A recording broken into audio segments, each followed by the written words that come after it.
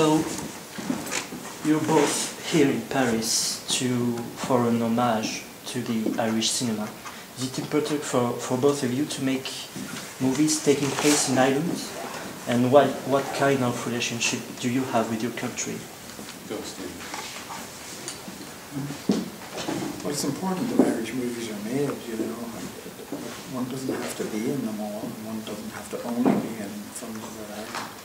In fact, it's rather dreary to be limited in that way. But there was a moment when there weren't Irish movies, and we've arrived at a point where there is some sort of industry, but it's very spasmodic, I think, and dependent on outside elements, you know.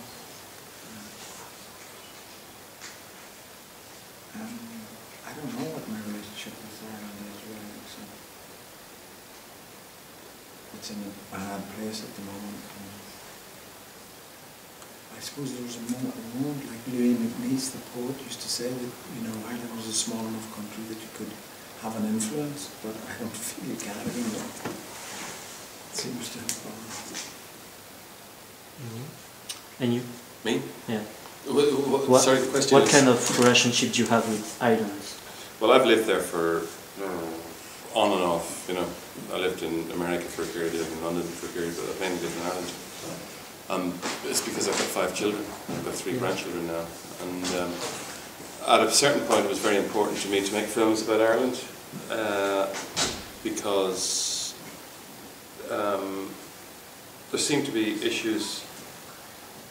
I grew up in 1950 and 1969, from 1969 to late 80s. You know, it was a country unlike the rest of the countries in Europe because there was unresolved political issues that were, you know, that were led to deaths, physical deaths and violence in the country and stuff like that. So I made 3 movies about that specific issue, and I think it was very important to do that. You know, but the movie they're showing tonight, The Butcher Boy, I think is it's based on a novel by Patrick McCabe, and to me that was a very important film to make because it expressed exactly the novel expressed. The reason I wanted to make it into a movie was because the novel was about the lack of any sense of realistic explanations for the world in a small town in Ireland in the 50s, you know, and the novel, in the central character, saw the world through various lurid fantasies, you know, some of them from comic strips, some of them from religion, some of them from his imagination, and he lived in this world where the dividing line between fantasy and reality was almost non-existent, you know, and that's my memory of growing up in Ireland, actually. And it was important for me to make that movie, but it was a movie about a specific time, a specific place. Yeah. So, talking about Ireland, you've told an historical story with Michael Collins and something more mythological with Undine. And is there any other aspect of Ireland would you like to tell? Or maybe other parts of the country? Yeah, there are. I mean, I would like to. I mean, Undine was a lovely movie, but nobody went to see it. I love it. It's one of my favorite movies of all time. Thank you very much. Thank you. No, I mean, I would like to make 2 other movies that were contemporary expressions of traditional Irish folk tales. You know, and I hope I will someday. You know, but my interest in working in Ireland now in the year 2013 would be more to do with that kind of thing, you know, more to do with the traditional possibilities of the Irish imagination, rather than trying to express my fury or my anger at what the place has become, you know. I mean, Ireland's in a very difficult place at the moment, you know. I know everyone says it is, but it's I don't know why the Irish population didn't react the way the population in Greece did, or the way the Italians when they elected a bloody comedian to office, you know, or tried to do that. I mean, why have Irish people been so bloody subservient and obedient? And I don't get it. You know, I don't understand it, but they have been. So it's become a grey, obedient country. It used to be like a country that was obedient to everything the Catholic Church said from Rome. now it's obedient to everything that comes out of Brussels, it seems to me. You know, so it's a strange place. It's no longer as a place, really. You know, I don't feel I'm in a placement there, do you? I feel like I'm in. I think it's better out of Dublin, you know. Okay, maybe. I think when you get. Sorry, I shouldn't. I do. It is better when you're out of Dublin. Is it? Okay. Yeah, maybe. in West Ireland. Yeah, when you go to Sligo, you go to Donegal, it's different. But like the authoritarianism of the church has migrated to political figures who are aggressively and unpleasantly authoritarian. It's become a very not only impoverished place, it's also become very impoverished culturally. You know? That's why it's a breath of fresh air for me to come to Paris even for 24 hours. You know? But it's rather sad. I hope it will get out of that, you know, and I hope it will become a wonderful country to dream about again. Yeah. And apart from the Irish story, is there any genre of story you would like to tell? You seem to have told a lot of themes already, from big budget movie to smaller ones. Is there any kind of genre that I would like to tell? Yeah. I would love to. I'd love to make a science fiction film. Actually, I've never done that. You know. Yeah. And I would love to make a strange, messed up western, perhaps. But I've never done that either. But it's at the moment I'm just writing things that are part of. You know, that I feel they need to be written, you know what I mean? And that, you know, so I'm not on a big venture to penetrate any different genres. Okay. There is something special in Ondine.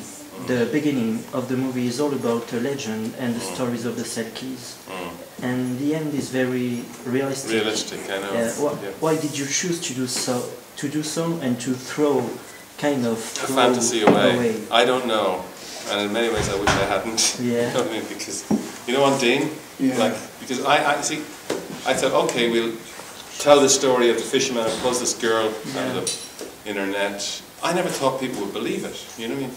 But when I finished the movie, they believed every moment of it, and the only thing they didn't believe is when I said, "Hang on, she's not a mermaid." You know, then they got furious with the movie.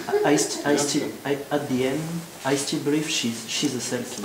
You do, sure. Yeah. You see, I should have taken. Yeah. Sweet. No, but a lot of people did actually. The guy who did the music from Sigur Rós. Yeah. The story seems more sweet.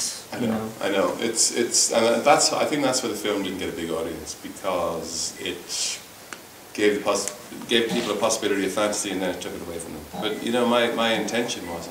Something similar. No. Yeah, they're opening your wine. I told them not to. My intention was to situate the fairy tale in the real world. Yeah. Do you understand?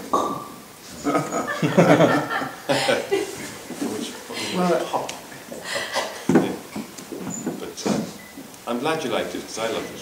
I loved it. I do like the character he played. Yeah. You don't. Oh yes, I do. That's a good choice. Interview with a Vampire, which was one of your most popular movies, is now 19 years old. And what memories do you keep from that time? Both of you. Me? You? Cloneweb. Yeah. Yeah. We shot a lot of that in Paris. Yeah. So we had a great. I remember that. I danced around the Cloneweb. Yeah. We built the little Pont Neuf so we could dance around it. We built it on a.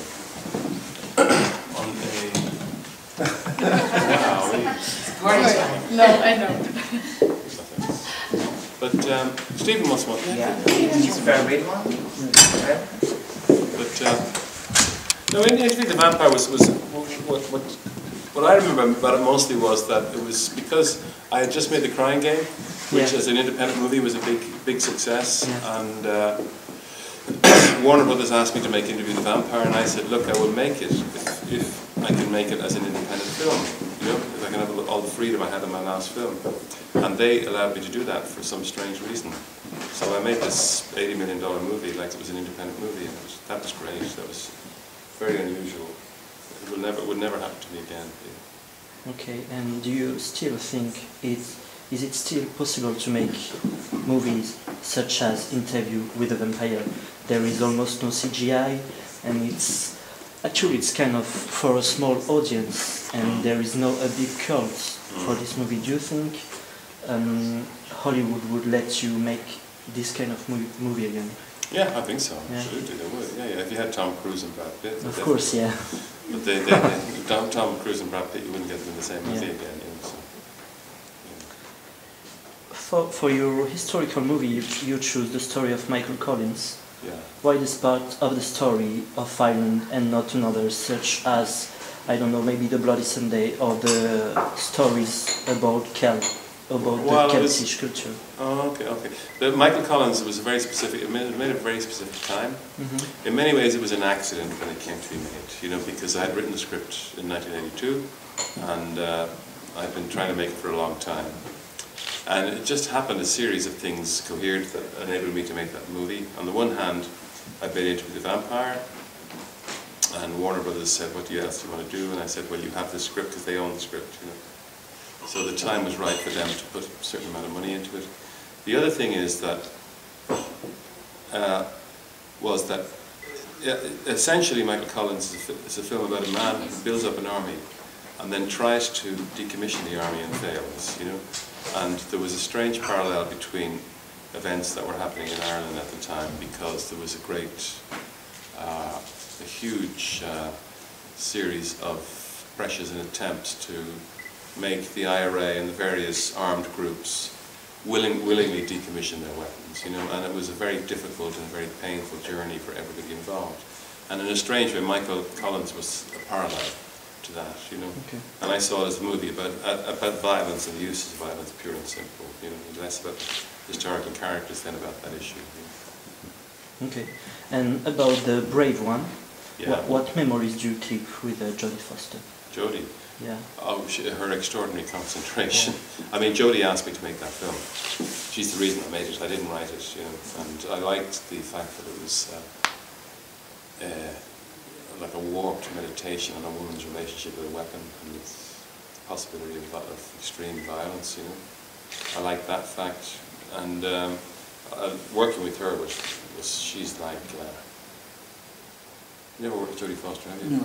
Oh, you should, yeah. She's got this extraordinary kind of dedication to the movie, and she totally puts herself in the director's hands, totally, you know. It's an extraordinary experience, because, you know, she's a very achieved woman and she's a big star. But she's very smart and she's a joy to work with. Okay.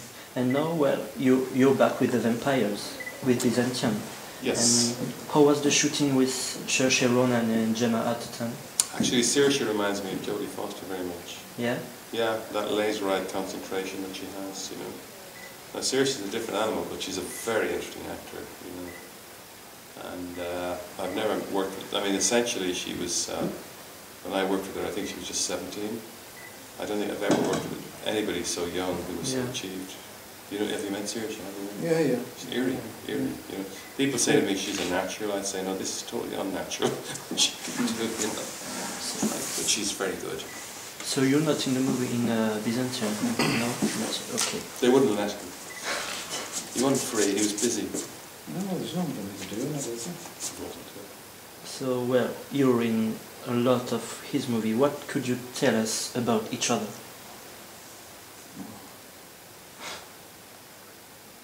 I don't know, I suppose,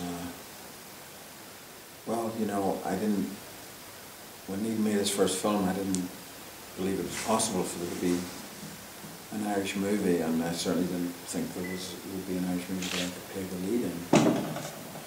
And it sort of kind of came out of nowhere. And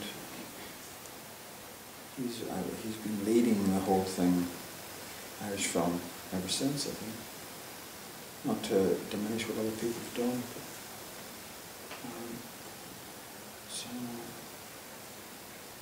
I've said these things endlessly, but you know, it's incredible sense of narrative, incredible visual sense, and an ability to make conscious interventions into situations that are occurred.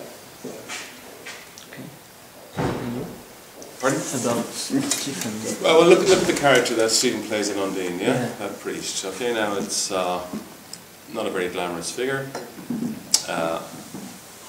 Well, a very interesting character, yeah. And he's a guy who, you feel he's in this church and nobody actually even goes to see him in this confessional, you know.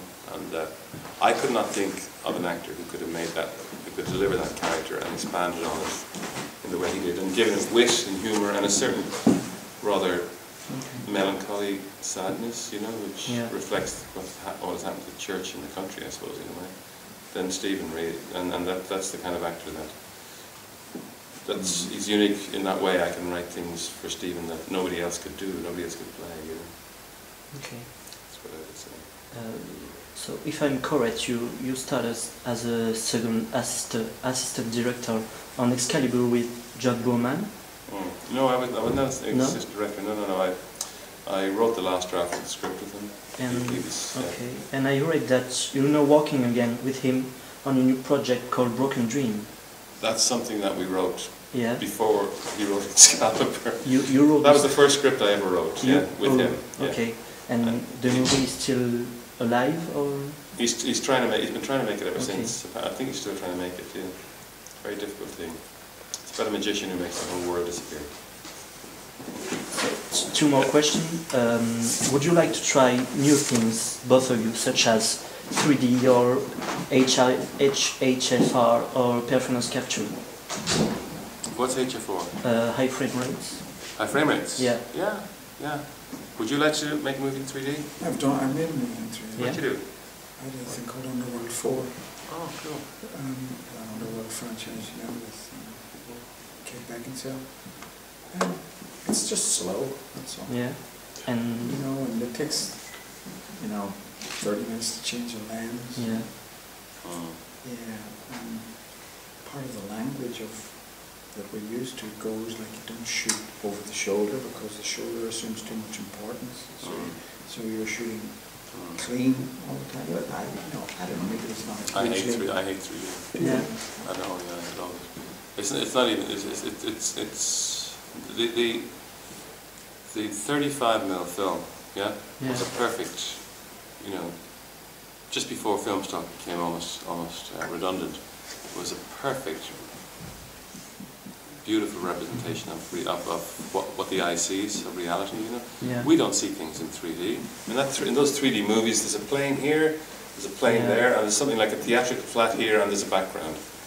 And if you think of all the ingenuity and all the aesthetic kind of brilliance that went into creating the motion picture image, for it to be reduced to that, to me, is horrendous. I mean, James Cameron did something interesting with it, and I don't think Martin Scorsese did actually. But, he does. I presume he does. Yeah. I haven't seen that movie he made. He did a dance movie. I did.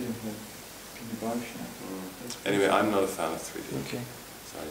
And last one.